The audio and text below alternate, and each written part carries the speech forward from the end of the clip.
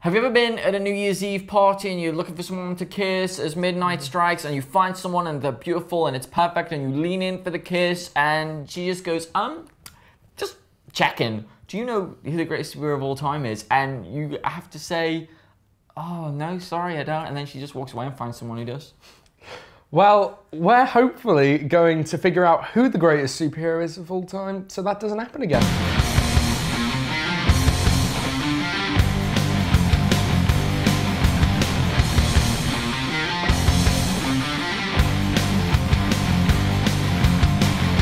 So we are here in the round of 32. 64 have entered, Yep. 32 remain. We have cut them in half. Oh, sliced And it. we're going to be doing things a bit differently. A little bit. this As time you might round. notice, no bag. No bag. No bag. We don't need a bag. We have a table. Yeah. And so what we're going to do, we've each come up with some information about the characters. Yeah. We're going to put an argument forward for each character. We've been assigned certain ones. And the first bout is Spider-Man versus Doctor Strange. I'm going to talk a bit about Spider-Man. You're going to talk a bit about Doctor Strange. And then we're going to try and figure out who's better. So, Spider-Man, I mean, it's hard to know where to begin with Spider-Man. There's a bit of debate. How about at the start? Let's begin at the beginning with creation. Created by Stan Lee and Steve Ditko. A lot of controversies surrounding that creation, but we won't go into that. Yeah. And the whole thing about Spider-Man is that Stan Lee said that he wanted him to be relatable on a different level to what the other characters are being related to on. This was going to be a kid in high school. He was going to be kind of nerdy. You know, he's going to look a lot like the kind of people who were reading comic books at the time. And then there's the kind of cheesy Marvel origin story. But I think that's important. I think that's important that Spider-Man was this guy who you can relate to. And what is extraordinary about Spider-Man is that all of the things that you associate with him were there right at the beginning. The term with great power comes great responsibility was either in his Amazing Fantasy or in one of the very early Spider-Man ones, possibly even #1. Like, that was there. The design was there. All these concepts that we've come to know and love about Spider-Man were all there. Absolutely extraordinary. Through the ages, he has been incredibly popular. We had an amazing cartoon in the 90s that was basically my childhood. And although going back and watch it, I'm doesn't hold up. No, and I'm not sure like what Peter Parker is or supposed to look like. He looks like some 30-year-old kind of... Shouldn't be hanging around in high schools. No. And we can question whether he is. But what is amazing about that, about the Steve Ditko Stan Lee stuff, about modern Spider-Man, is that I think he was probably the first superhero to say, let's focus on the tone. Let's focus on this lighthearted, quippy, and there's something beautifully analogical about the way he is quipping and he is fun and he's also swinging around the city and he's zipping and it's exciting. The mode of transport that we get for Spider-Man is unlike anything we ever had. We get to see New York and skyscrapers, and it's so romantic in that way. Like it's almost this old-fashioned story. It's based on these old-fashioned ideals. His villains, the way a lot of the time the fact that Norman Osborn was the Green Goblin worked so beautifully. Spider-Man really is, he's a lot of firsts. He is a huge fan favorite. He has had countless adaptations, and what I really want to drive home is that it was all there at the beginning, and I really do think that's extraordinary. It was just this wonderful spark of an idea that has just translated into this remarkable character that everyone knows. He's so familiar, there's so much drama, and there's so much relatability, and I think that's the key for Spider-Man, is just sheer relatability. And that's what I want to say about Spider-Man. That's my case for Spider-Man. Fantastic. Well, Doctor Strange, I'm going to defend him, and also created by Stan Lee and Steve Ditko. His origins, not many people are too knowledgeable about, But if you were to say them and not say who the character it was attached to, you'd think it was the origins of a supervillain. Yeah. He starts off as this neurosurgeon, he's the best in his field, but he's self-obsessed. He's all about himself and the pursuit of wealth and fame. That's what he's after. And then after a car crash, again, Stanley kind of ridiculousness. His hands are trembling, so he can't perform surgeries anymore. But not content with this, he goes out to try and find a cure, and that's where he kind of discovers his these mystical powers of other dimensions and things like that. And that's where he becomes Doctor Strange, the magician, as opposed to the scientist. Fascinating character. As far as outside the comic book realm, he's not really been represented. He's been in the 90s animated SpiderMan. I think he appeared in the X-Men as well. There was a film. There was an film. There was definitely an animated one. Or was it a TV series, I think. There was a TV series. Maybe, but it was way back when. Yeah, and it wasn't good. Yeah. He has had an animated film since then. Quite recently, actually. Which I think is quite popular. Yeah, it has been. And again, in the comic book community, as well as in the Marvel community, he's very well respected. He's a top authority figure. I mean, the Civil War, he was one of the leading members of the Illuminati who they knew everything was going to happen and they said what was going to happen. And he is a true powerhouse figure. And I feel as though in the last couple of years or even the last few months with the Marvel Now initiative, Doctor Strange has been left out of it almost, or he has no place as of yet. Last year he was in The Defenders, which was such a good comic book. I really enjoyed that, and I enjoyed his character in it.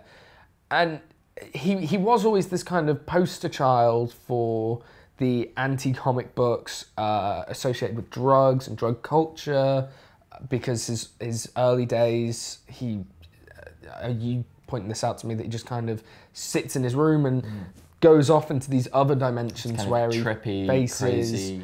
Yeah, trippy, crazy adventures. The artistic style was different from a lot of the other comics at the time, and couldn't be further from Spider-Man by two people who created. And I disagree. I don't think that origin story is as crazy and ridiculous as some of this. I think I think it's more grounded. It's like the idea that he's shaking because of this traumatic experience, and he goes off in search for a cure and finds other things. But it sounds like more of a Doctor Doom story or something like that, and you'd think when he finally finds these powers, and when he finds these powers, you'd think he'd turn to evil, but he doesn't. He use them for good.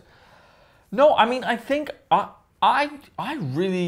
like Doctor Strange, and the more I find out about him, the more that I like him. Yeah, he's got so much history. I think if Doctor Strange had come up against a big character that wasn't of the Ditko, Stanley, or like if he'd come up against some of the big Green Lantern, that kind of thing, I could see him winning, because I think he's super interesting and super underrated. The problem I'm having with thinking about picking him over Spider-Man is that when you look at these, they came really from kind of the same place. Yeah. And you see how much further one's gone than the other. I mean, it shows about characters. And I mean, I have to agree, one thing that I love about Spider-Man is that his origin started off with, when people get these superpowers, they immediately want to turn to a life of crime or a life of evil. He didn't. He wanted to turn to a life of showbiz. Yeah. And that was almost a selfish act on his part, and seeing him constantly regret that decision's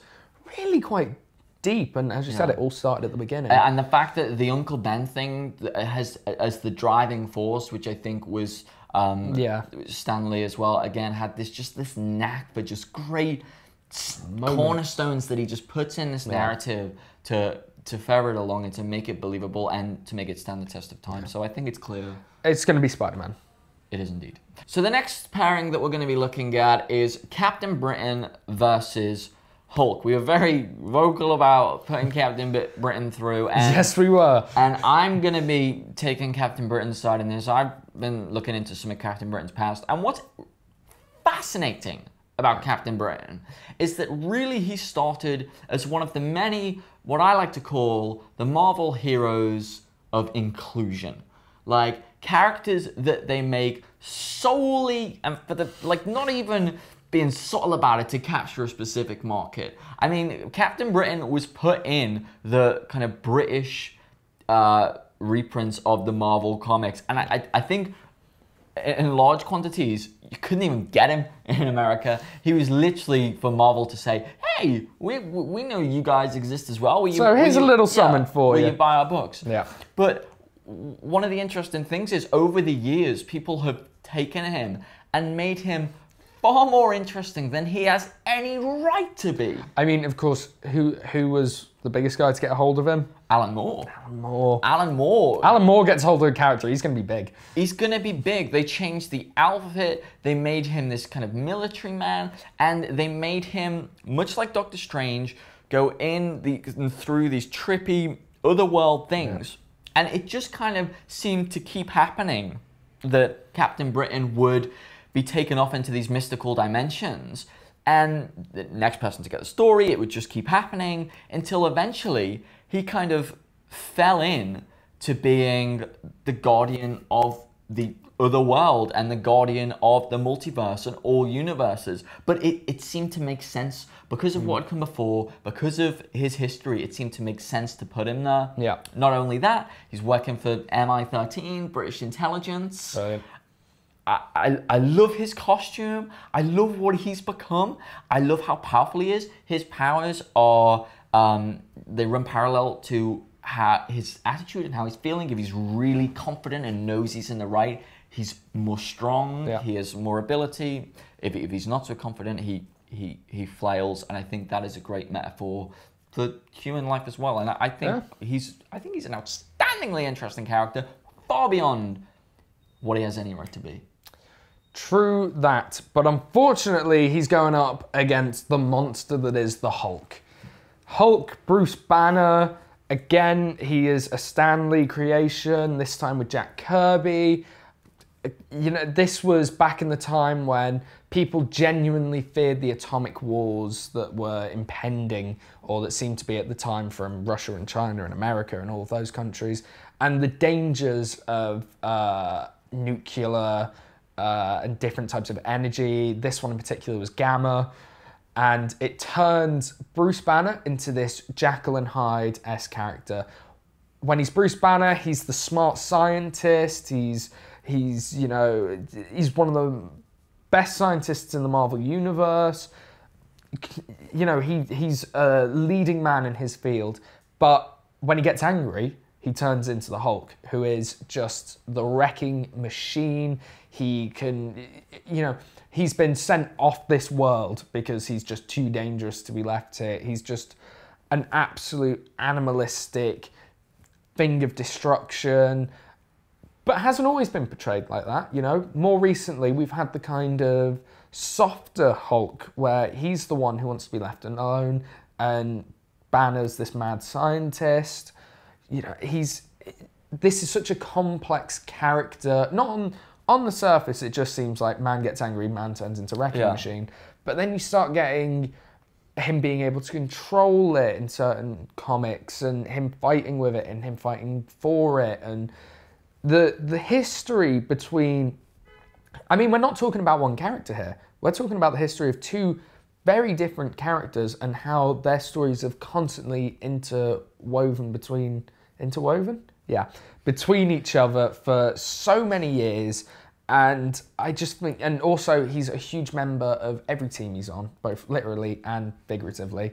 You know, he's a leading member of the Avengers, he's been in the Dark Avengers, and he's also spun off hundreds of different characters. She-Hulk, Red She-Hulk, Red Hulk, Grey Hulk, which he's got not necessarily the best. He has his claws in the Marvel Universe. I think you might be in danger of attributing the interesting parts of his character that have come, I think, really only in the last 5 years to the Hulk character as a whole, which I think, for the most part, has been really flat. It's been Hulk smash, and that's it. And I think that the Hulk has been done wrong so many times. I cannot read a Hulk book from before the year 2000 because that's just not interesting to me. And I enjoyed Jason Aaron's Hulk, but that is really quite different to anything we've seen before. And I enjoy Hulk in the Avengers, but that's only because of the fun spectacle. I think that Hulk, by his nature, because he has been done wrong 90% of the time, and I think because Captain Britain has always excelled himself, I wouldn't have a problem with making Captain Britain beat the Hulk. Because Captain Britain has excelled himself.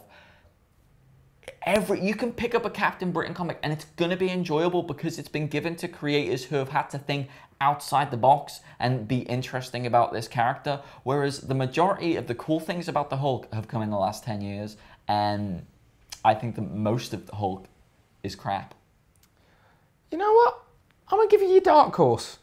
I'm going to give you Captain Britain because I do agree for the most part. Maybe not so much the 80s and 70s Hulk. I actually think he was quite interesting in that kind of silver age. But the 90s were a really bad time for the Hulk, and I think the early 2000s as well. So, you know what? I'm going to give you Captain Britain. That was a shot in the dark and it come off, so let's... It did. Good job. Yeah, I'm going to give you it this time. Okay. And we'll see how much further he gets, because I do not have much hopes. Go on! All the way. British represent. Cool. That's it for this episode of Versus. We hope you're enjoying it. We hope you're playing along in the comments. And until then, until next time, we'll be seeing you.